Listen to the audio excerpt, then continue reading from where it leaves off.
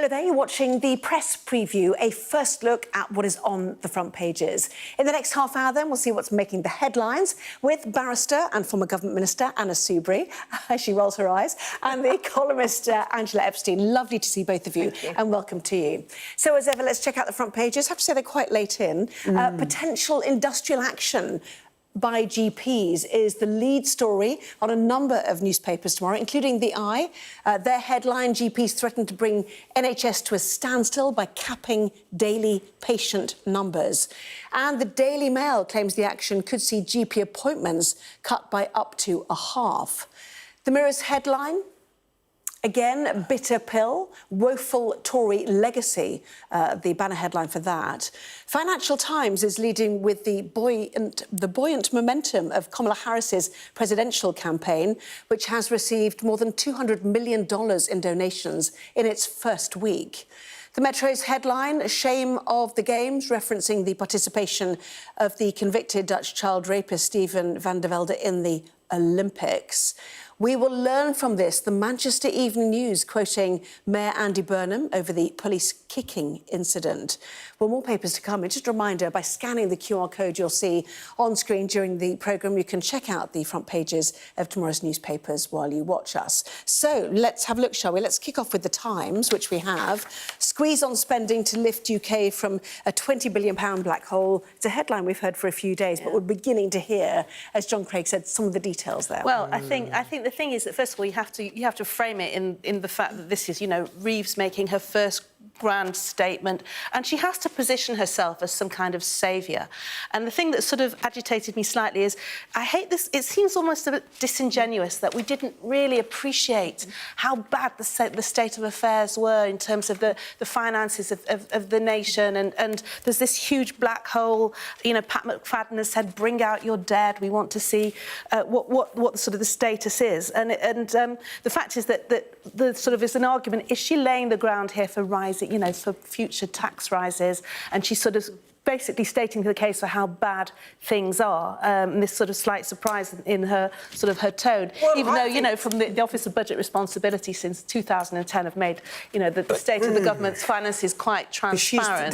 The point of all this is, I mean, to be fair, Rachel Reeves said that if Labour won the election, they'd inherit an economy that was in the worst state since the Second World War. To be fair, she did say that. But she said it was so bad. Actually, well, no, actually, I think actually that people at home know, and I think they're under no illusions as to the mess that we're in.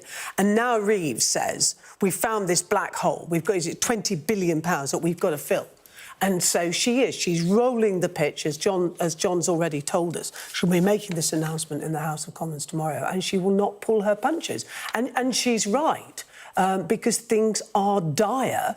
And I think she's right to say that they're going to have to take some tough action. And some of that will be in the sort of infrastructure projects, which no government does like to pull. No, but is she laying the ground here for tax rises? She said she's not going to. They've ruled out hiking national insurance and income tax. Well, they can go, capital gains tax, pensions, inheritance tax. There's lots of things that they can feast on. And there is a sort of, it's almost like she's setting up the optics here and saying, look, oh my gosh, we didn't realise how bad the situation was. We've ring-fenced the things we won't touch, but we were slightly surprised still. And things like infrastructure. Are you being sceptical by her I couldn't possibly comment. Oh, right, okay. I was too early in the. I didn't know if you were hedging. But obviously the Conservatives and the Chancellor Jeremy Hunt's been speaking about this all weekend, has he not? Yes. Being sceptical and saying I am being sceptical. Okay, fine. Most definitely. Yeah, most definitely. I just find this kind of. I'm not. I think it's refreshing to be honest. Both, both parties, if they won, would need to raise taxes, basically. But I remember, because obviously I was in Parliament in 2010 as part of that coalition, when we had to square up to the British people and say, the famous note that had been left saying there is no more money. But at least in this election that we've just had, everybody, I think people know the mess we're in. They're just in their ordinary lives. They look at the state of public services. They know, and they know that there aren't many pots that they can dig into. We can't borrow more money. And so somehow, and that's one of the reasons why Labour was successful, because they were honest and they've said really the only way through it is growth. But isn't there and that's darn difficult. And slow. Yeah, but isn't there a conflict there? Yeah, because if they abandon all these big capital projects, how do you promote growth? How do you attract enterprise? How do you attract... I'm not just talking about the tunnel under Stonehenge, and I don't know what's going to happen with HS2. I mean, as somebody who commutes on that Manchester-London line... Well, we know it's not going further than Birmingham. I'm quite happy. Well, it may not get to Euston. Exactly. You think they might even scrap the Birmingham? Who knows? It's a black hole. It's been like the NHS HS2. I think maybe it's something with 3 letters. The more money you put in, nothing seems to happen. Yeah. The Guardian's going with this as well. Reeves paves the way for cuts and tax rises, as you mentioned, to fix the finances. Some of the details, she will, in the Commons on Monday afternoon, announce immediate steps to cut costs. She'll give us the date of her first autumn budget. Yeah. We'll wait and see what happens then. The announcement of a Treasury spending audit that she commissioned shows the previous government overspent this year's budgets by billions of pounds after making a series of unfunded promises. A new Office of Value for Money, a Labour Party manifesto, will start work right away to identify and recommend areas where the government can save money in the current financial year and stop spending on areas which are poor value for money. Anyway, it goes on. Non-essential spending on consultants gone, disposing of surplus estates, speeding up the delivery of administrative efficiencies in departments. Are we back to austerity? Well, the thing is, I have to say, and I'm sure she will know this, those are pennies in the overall scheme of things, because so much of that has already been done. There's some huge myths that we have this enormously bureaucratic civil service and they're all fat cats and we can cut this. That's for the birds. If it ever existed, it certainly doesn't exist now. And so she has this problem because the reality is there's not much left that you can cut. And there's a good, strong argument, certainly where I work in the criminal justice system, we've gone right through, we're right through the muscle into the bone and we're on our knees. And I'm afraid the solution is largely financial and there is no money. And I think people do understand that. Yeah, lots of coverage on Sky News on Monday afternoon. This is a important statement stuff. in the Commons and a news conference from Rachel Reeves. In the meantime, cut to the bone too, you might say, is the NHS, which takes us to the Daily Mail and a number of other newspapers, which is GPs and something of a fight back. What are they saying? So family doctors are threatening to slash the number of their daily appointments and in the process bring the NHS to a standstill. The British Medical Association are behind this. So there's a militant voice underpinning this. So they're having a ballot that was closing today about this. But patient groups quite rightly have described the move as selfish. They've warned that GPs risk harming those in need of care, losing the public support, because obviously the very first thing when you qualify as a doctor is do no harm. And it's complete anathema to say, well, we simply won't see you, we can't see you. I think there's very much a voice already of people that say they can't get appointments, or if they can, they have to fight to be seen in person. You know, they have the prevailing Zoom call, and we know, research... Or just a phone call. The phone call. I think even more... No, I have I'm not the only one person, it seems, in Britain. I have an outstanding GP who I can see. Don't tell anybody who it is, there'll be a queue round the door. Don't come to Leicestershire. But the thing is, I would just say very quickly that a very important part of the consultation is being in the room, because often people go with one thing and it's a Trojan horse, and just as they leave, they say, well, actually, by the way... But you see, this is another group of public servants who are at their wits' end, because they've seen the effect of an underfunded service. And too many of our GPs, we don't have enough of them, and there are reasons why we don't have enough of them, because we can't retain, we can't recruit. This is a common theme throughout all of our public services. And they're at their wits' end. And it breaks their hearts, because, as you know from your own experience with your boys both work in the NHS, but people go into this profession for all the right reasons, and it breaks their hearts that they can't deliver the services. And one of the major, again, reasons for that is they're undervalued, literally financially, but overall they've been undervalued by, I think, us as a society. So they're fighting back, but this is dangerous territory, if, of course, the Daily Mail is right. Yes, well, I mean, so it's the lead for, it's the lead, I think, for three papers, isn't it? Let's talk about the Conservative Party leadership race. 2:30 Monday afternoon was the deadline.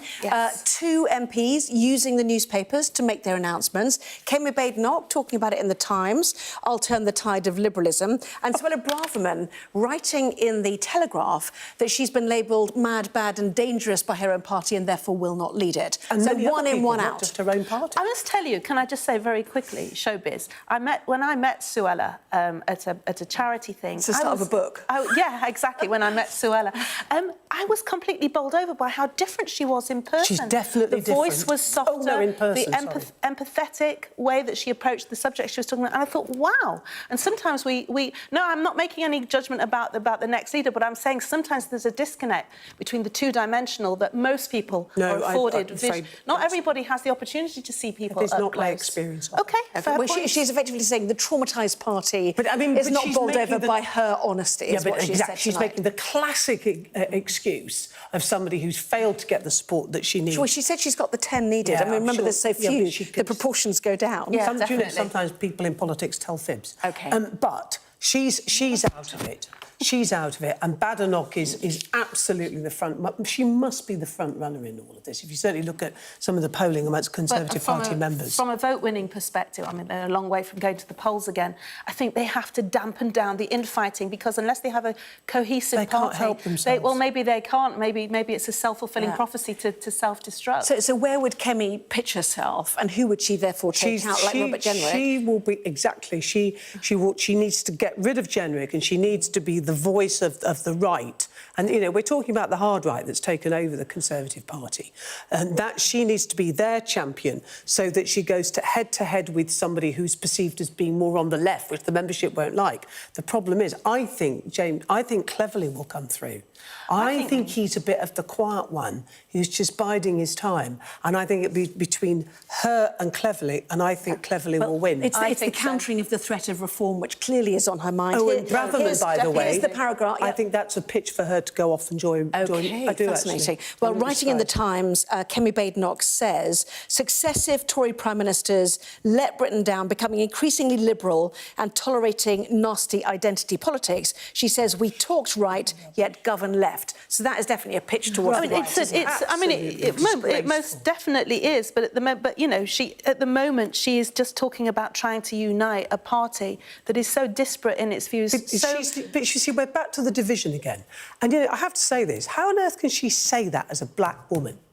Who should know? She's not going to be the next Prime Minister. I mean, this is a poison chalice. Whoever gets the leadership of the Conservative Party, it's a very long 5 years. Yeah, and some of them obviously don't want it. It's almost like a caretaker role, which I think where James Cleverly comes in. That, you know, the Conservative Party has had a streak of liberalism which we've been very happy to embrace and has been part of being a Conservative. You know, we introduced the Equal Pay Act and the Race Relations Act and so on and so forth.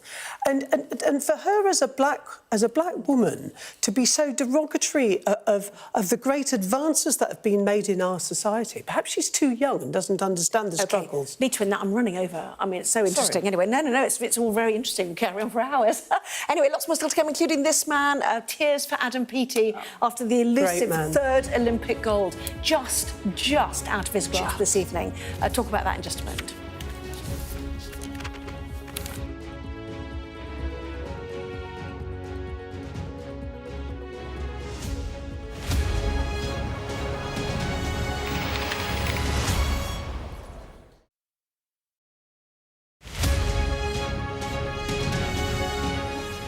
Definitely not playing outside as much as they used to.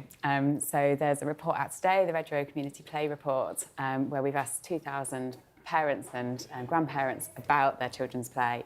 And what clearly comes out from that is that over 2/3 of parents and grandparents say their children are not playing out as much as they did when they were children. The number one reason seems to be about safety, particularly road safety, so the ability to get to a space to play. So 1/3 of families say that they don't have a place that they can walk to where their children can play, so a green space or a playground. They don't have somewhere they can walk to easily get to. Some children are walking to school, but way fewer children walk to school than used to. Is that right?